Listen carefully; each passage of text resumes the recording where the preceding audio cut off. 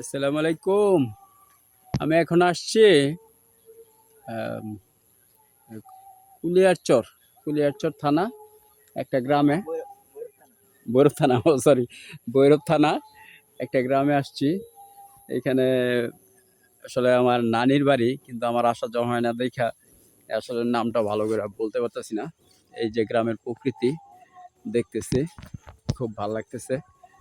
ছোট সময় কয়েকবার আমি আসছিলাম, তো এখন অনেক বছর ধরেই আসা হয় না।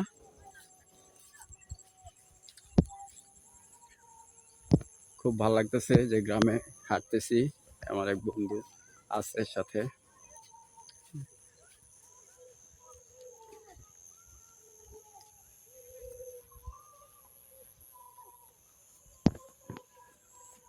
আসসালামু আলাইকুম।